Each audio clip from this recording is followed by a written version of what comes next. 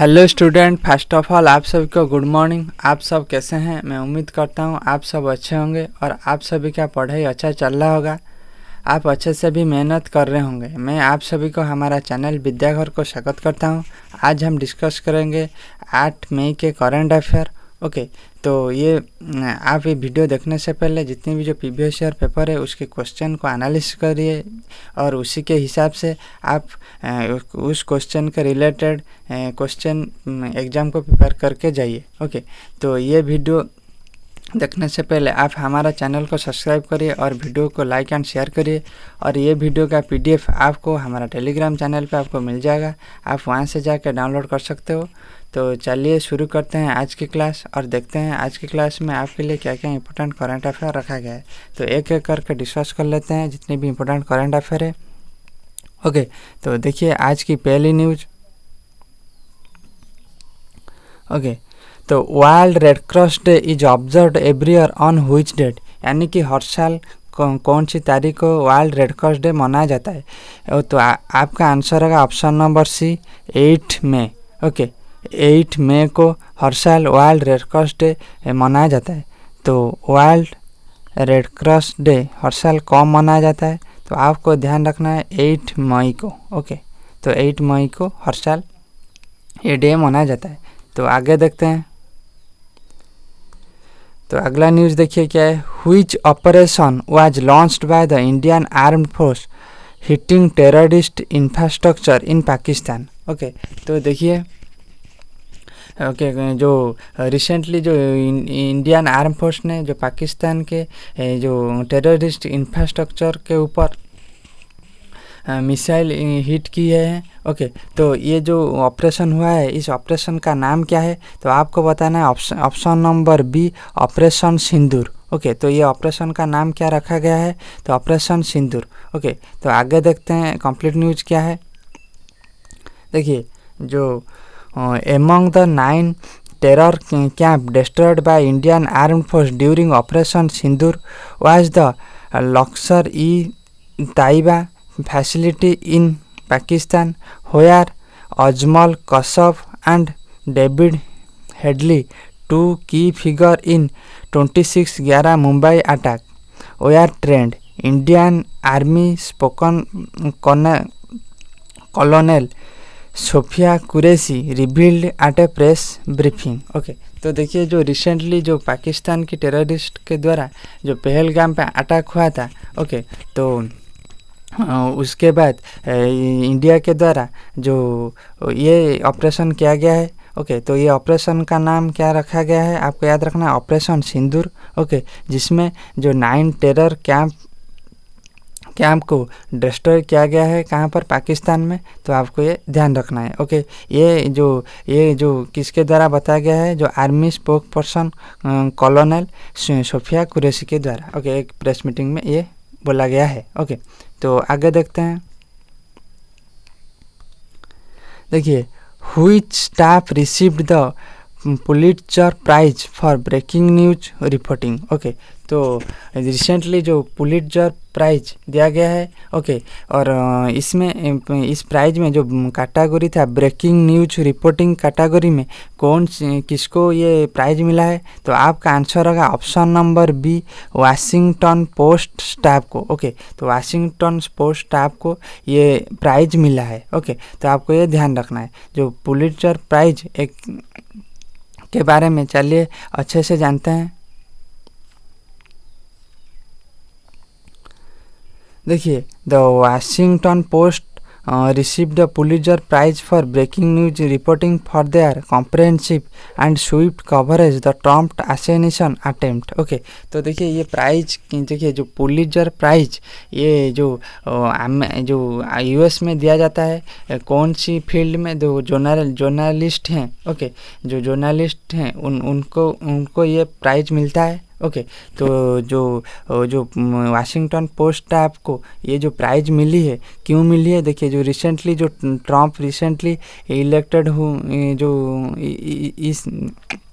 इस साल जो यूएस की प्रेसिडेंट बनी है और उनकी जो इलेक्शन रैली में उनके ऊपर गोली चला था। ओके, उनको मारने के लिए गोली भी उन पर चलाया गया था। और उस जो न्यूज़ को अच्छी तरह से किसने जो एक्सप्लेन किया था, जो वाशिंगटन पोस्ट की स्टाफ ने इसको अच्छी तरह एक्सप्लेन किए थे। इसके लिए उनको Pulitzer prize breaking news reporting award मिली है। ओके, तो आपको ये ध्यान रखना है। तो चलिए देखते हैं आगे। देखिए यहाँ पर देखिए जो कंप्लीट जो पुलित्जर प्राइज की जो कंप्लीट लिस्ट है। ओके, जिसमें देखिए जो न्यूयॉर्क टाइम्स है। ओके, उसको कौन से कैटेगरी में देखिए, इसमें से देखिए 4 कैटेगरी में उसको प्राइज मिली है। देखिए एक ये हो गया future photographer. Okay, future photography में उसको मिली है, और मिली है ऑडियो रिपोर्टिंग में उसको मिली है। ओके, और देखिए जो कमेंट्री में उसको मिली है। उसके बाद देखिए जो ब्रेकिंग न्यूज़ फोटोग्राफी, देखिए ये 4 में मिली है न्यूयॉर्क टाइम्स स्टाफ को। ओके, न्यूयॉर्क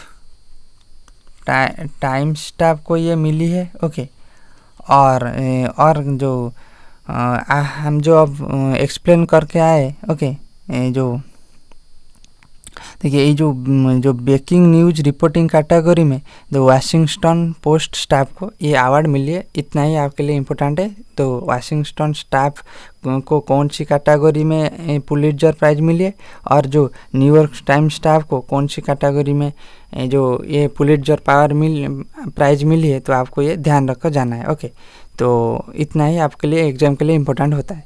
ओके, तो आगे देखते हैं। देखिए what is India's rank on the human development index 2025। Okay, तो देखिए जो रिसेंटली जो ह्यूमन डेवलपमेंट इंडेक्स 2025 की लिस्ट निकल कर आई है, इसमें इंडिया की रैंक क्या है? तो आपका आंसर होगा option number C 130। Okay, 130th position में प्लेस पे इंडिया इस जो ह्यूमन डेवलपमेंट इंडेक्स 2025 में रही है। तो चलिए आगे चलते हैं। देखिए कंप्लीट न्यूज क्या है। देखिए India ranks 130 on the human development index out of 193 countries territories according to the 2025 human development report released by united nation development programme UNDP। Okay, तो देखिए जो ह्यूमन डेवलपमेंट इंडेक्स 2025 ये रिपोर्ट को किसने release करता है? तो आपको याद रखना है यूनाइटेड नेशन डेवलपमेंट प्रोग्राम जो UNDP है, ये रिपोर्ट को रिलीज करता है। और इसमें कुल कितनी कंट्री हैं? एक जो 193 कंट्रीज इसमें शामिल होते हैं। ओके, इस लिस्ट में रहते हैं, जिसमें इंडिया को 130 नंबर की प्लेस पे रखा गया है। ओके, तो आपको ये ध्यान रखना है। तो इसमें टॉप कौन किए हैं चलिए जानते हैं। देखिए इसमें टॉप किए हैं आइसलैंड। ओके, दूसरी स्थान पे कौन सी कंट्री रही है? नॉर्वे। और तीसरी कौन? जो नॉर्वे और स्विट्जरलैंड की जो पॉइंट है वो सेम है, इसीलिए उन दोनों को 2 नंबर पे रखा गया है। और पहली नंबर पे कौन है? आइसलैंड। तो आपको इस टॉप किसने की है? आइसलैंड। तो आपको ध्यान रखना है। देखिए एग्जाम में पूछ सकती है कि टॉप किसने की है? आइसलैंड। इंडिया की रैंक क्या है? 130। और इस जो ह्यूमन डेवलपमेंट इंडेक्स रिपोर्ट को किसने रिलीज करता है? तो आपको याद रखना है united nation development programme. Okay, तो आपको ये ध्यान रखना है, UNDP इसको रिलीज करता है। ओके, तो आगे देखते हैं नेक्स्ट न्यूज़ क्या है। देखिए with which country did the Indian navy comments the exercise hard. Okay, तो देखिए जो एक एक्सरसाइज है जिसका नाम है हार्ड। ओके, ये शॉर्ट फॉर्म है, फुल फॉर्म हम आगे जानेंगे। देखिए जो हार्ड जो एक्सरसाइज इस जो इंडियन नेवी कौन सी कंट्री के साथ ये एक्सरसाइज कंडक्ट करता है? तो आपका आंसर है ऑप्शन नंबर सी मालदीव। तो देखिए जो मालदीव के साथ Indian army hard exercise conduct करता है। तो आगे देखते हैं। देखिए this hard exercise aims to enhance the probability between Indian Navy and Maldives national defence force MNDF। Okay, तो देखिए पहली बार जो हार्ड एक्सरसाइज किस किस के बीच में होता है, जो इंडिया नेवी एंड जो मालदीव की नेशनल डिफेंस फोर्स, वहाँ की जो नेशनल डिफेंस फोर्स MNDF उसके बीच में होता है। India navy and Maldives national defence force के बीच में होता है। ओके, तो दूसरी क्या है, देखिए तो INS Shraddha arrived in Maldives for humanitarian assistance and disaster relief hard exercise placed from 4th to 10th May 2025। देखिए जो वहाँ पर देखिए जो इंडियन नेवी के द्वारा जो इंडियन नेवी शिप INS श्रद्धा वहाँ पर पहुँची है। ओके, जिसके तहत वहाँ पर हार्ड एक्सरसाइज जो 4 मई से लेके 10 मई तक चलेगा। और ये जो हार्ड एक्सरसाइज का फुल फॉर्म क्या है आपको ध्यान रखना है, humanitarian assistance and disaster relief exercise. इस फुल फॉर्म क्या है, humanitarian assistance and disaster relief exercise hard. Okay, तो वहाँ आपको ये ध्यान रखना है। और वहाँ पर कौन सी इंडियन शिप गई है इसका नाम याद रखना है, श्रद्धा। ओके, INS श्रद्धा। ओके, और क्या देखते हैं, इट अलाइन विथ इंडियाज महासागर की फुल फॉर्म क्या है, देखिए mutual and holistic advancement for security and growth across region. Okay, vision. Okay, तो देखिए जो महासागर विजन रही है इसके लिए ये जो हार्ड एक्सरसाइज कंडक्ट किया जा रहा है। तो इतना आपको ये ध्यान रखना है। पहली बात जो Indian navy and Maldives national defence force के बीच में ये हार्ड एक्सरसाइज होता है। ओके, वहाँ पर इंडिया के तरफ से जो इंडिया की शिप INS श्रद्धा वहाँ पर गई है। ओके, पहुँची। और जो हार्ड एक्सरसाइज का फुल फॉर्म क्या है, humanitarian assistance and disaster relief. तो आपको इतना एग्जाम के लिए ध्यान रखना है। तो आगे देखते हैं, देखिए India launched its fast state cheetah corridor linking which state. Okay, तो देखिए एक जो इंडिया में पहली जो cheetah corridor, inter state cheetah corridor. Okay, inter ये जो टर्म आपको याद रखना है, inter state cheetah corridor. Okay, तो जो दो स्टेट के बीच में ये कॉरिडोर ये दो स्टेट को लेकर ये जो चित्ता कॉरिडोर बनाया जा रहा है। ओके, तो ये आपको पूछा है कि कौन सी दो स्टेट हैं जो इसमें शामिल है। तो आपका आंसर होगा option number B, Madhya Pradesh and Rajasthan. देखिए जो मध्य प्रदेश एंड राजस्थान की, मध्य प्रदेश से कुछ ज़मीन, ओके, कुछ एरिया एंड जो ये राजस्थान से कुछ एरिया एंड मध्य प्रदेश से कुछ एरिया लेकर ये कॉरिडोर बनाया जा रहा है। और ये इंडिया की फास्ट इंटरस्टेट चित्ता कॉरिडोर है। ओके, तो आपको ये ध्यान रखना है कौन सी स्टेट में, मध्य प्रदेश एंड राजस्थान में। तो आगे देखते हैं कंप्लीट न्यूज क्या है।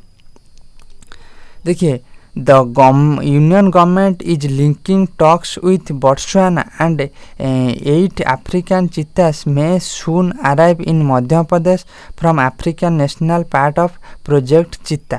ओके, देखिए एक इनिशिएटिव है जिसका नाम है प्रोजेक्ट चीता। ओके, इसके तहत जो सेंट्रल गवर्नमेंट ने जो बोट्सवाना कंट्री से अफ्रीकन जो चीता जो टाइगर हैं, ओके, उनको लाया जाएगा।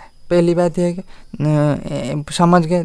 ओके, चलिए आगे चलते हैं। देखिए the wildlife corridor spanning 17,000 square kilometre will be developed across both state Madhya Pradesh and Rajasthan, allowing cheetahs to roam freely in protected and connected habitat. Okay, तो देखिए ये जो कॉरिडोर बनाया जा रहा है इसका एरिया कितना रहेगा, तो आपको ध्यान रखना 17,000 स्क्वायर किलोमीटर। और ये बोथ स्टेट में रहेगा। बोथ स्टेट कौन है, मध्य प्रदेश एंड राजस्थान में इसका दोनों स्टेट मिलकर ये ज़मीन दे रहे हैं। ओके, तो 17,000 स्क्वायर किलोमीटर ये इसका एरिया रहेगा। और क्या, देखिए द कॉरिडोर लिंक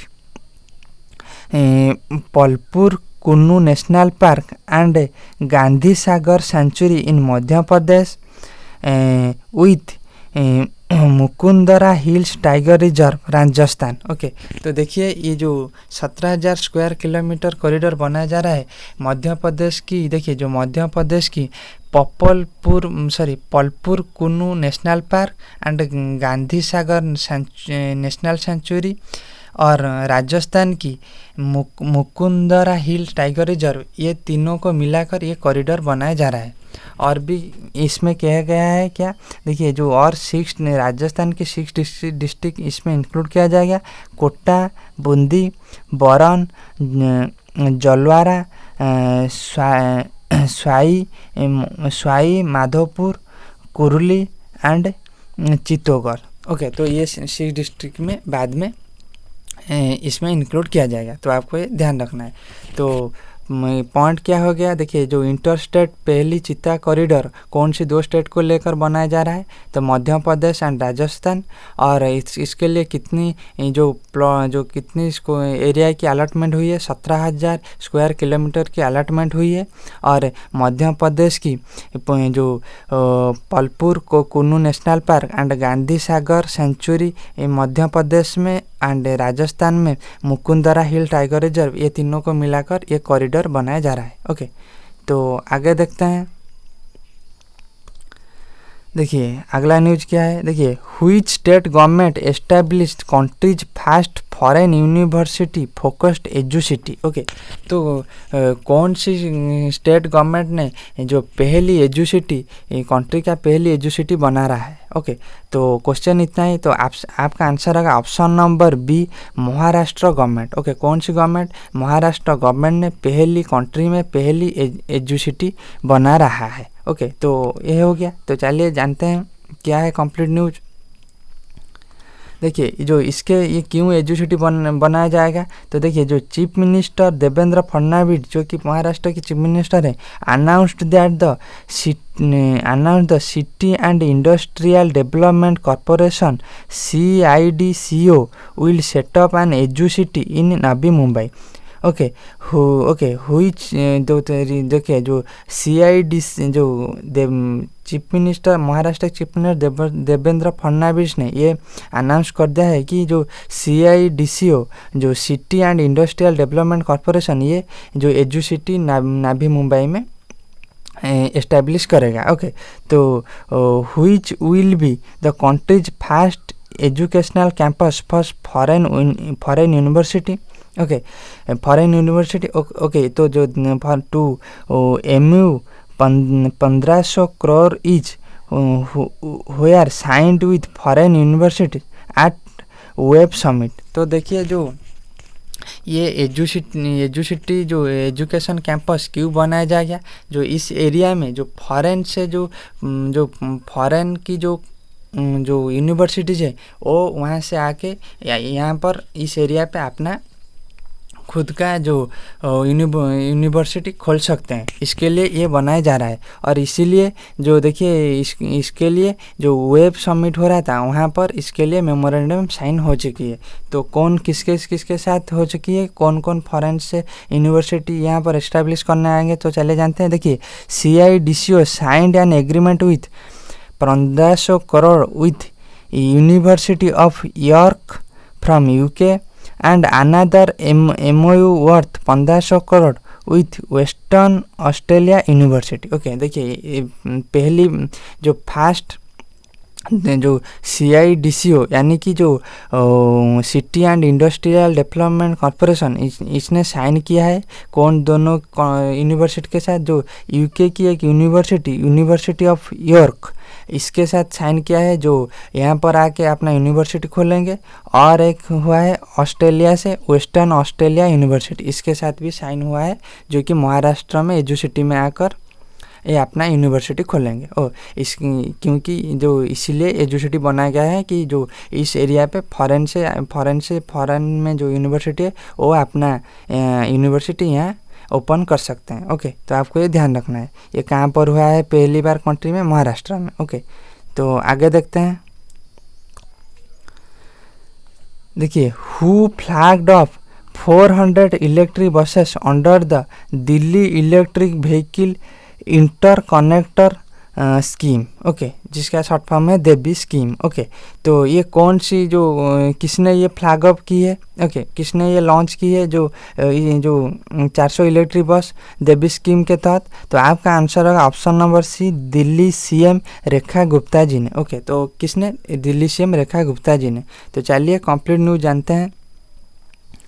देखिए जो Delhi chief minister Rekha Gupta flagged off 400 electric buses under the newly launched Delhi electric vehicle interconnector DEVI scheme. Okay, तो देखिए जो रिसेंटली एक स्कीम लॉन्च हुई है कहाँ पर? दिल्ली पे, जिसका नाम क्या रखा गया है? Delhi electric vehicle इंटरकनेक्टर।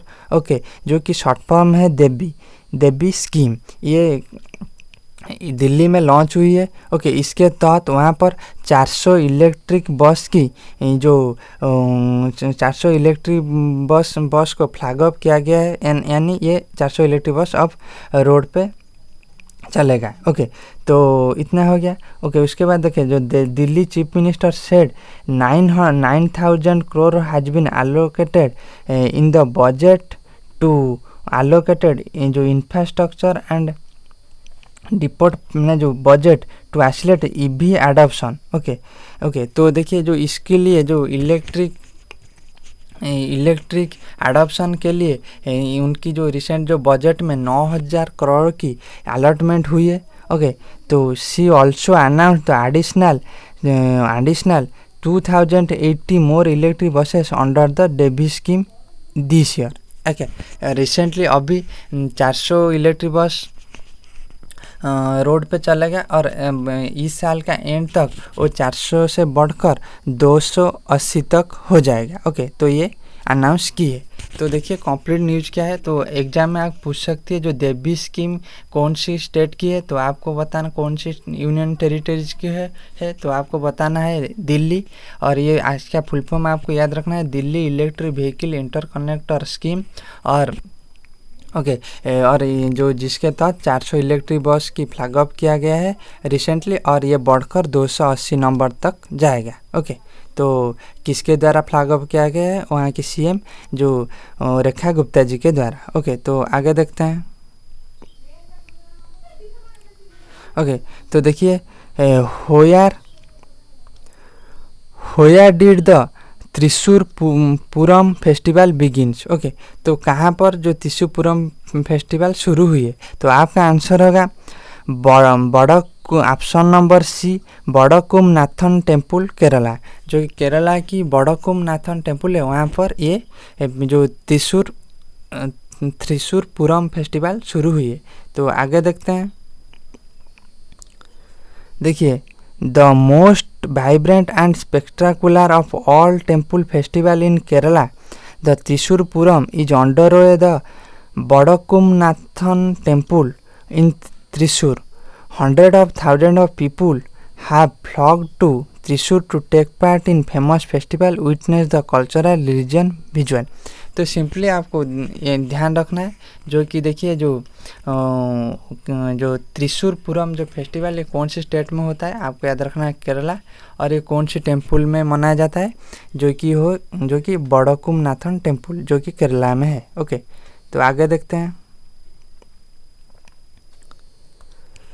देखिए which scheme has the government of India launched for the cashless treatment of road accident victim. Okay, तो देखिए कौन सी स्कीम को लॉन्च किया गया है जो कि रिसेंटली जो रोड एक्सीडेंट होने में कैशलेस ट्रीटमेंट करा जाएगा। इसके लिए कौन सी स्कीम जो इंडिया गवर्नमेंट ने कौन सी स्कीम को लॉन्च की है? तो आपका आंसर होगा option number B, cashless treatment scheme. Scheme का नाम क्या है? कैशलेस ट्रीटमेंट स्कीम, जिसके तहत एक्सीडेंट होने पर इंडिया गवर्नमेंट जो खर्चा जो एक्सपेंडिचर होगा हॉस्पिटल में इसको ये इसको ये भरेगा। ओके, तो कौन सी स्कीम के तहत?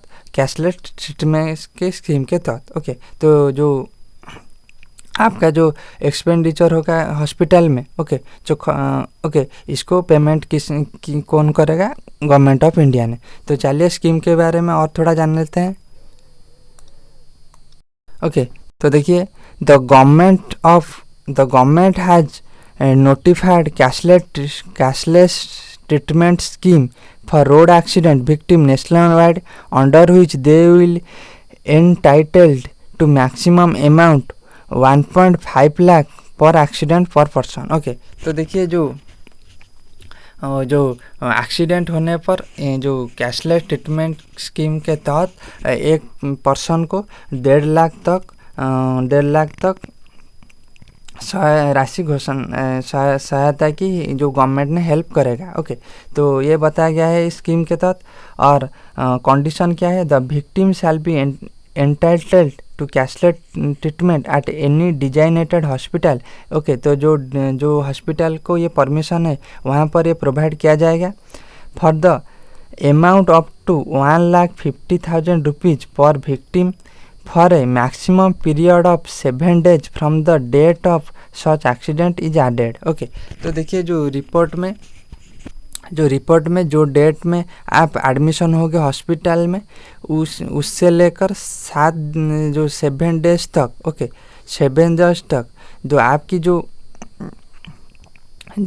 आपकी जो जितना पैसा लगेगा हॉस्पिटल में उसमें से 1.5 लाख की हेल्प कौन करेगा, 1.5 लाख कौन प्रोवाइड करेगा, गवर्नमेंट ऑफ इंडिया ने। और 7 दिन के बाद जो भी आपका पैसा लगेगा वो आप खुद से इसको देना होगा। लेकिन जो 7 दिन के अंदर जो 1.5 लाख तक, ओके 1.5 लाख तक किसने देगा, गवर्नमेंट ऑफ इंडिया ने। तो आपको ये ध्यान रखना है कौन सी स्कीम के तहत, जो स्कीम के नाम आपको याद रखना है, कैशलेस ट्रीटमेंट स्कीम। ओके तो आज के लिए इतना ही। तो ये वीडियो आपको एग्ज़ाम के लिए हेल्पफुल होता है कमेंट करिए। तो फिर मिलेंगे नेक्स्ट क्लास में। ओके।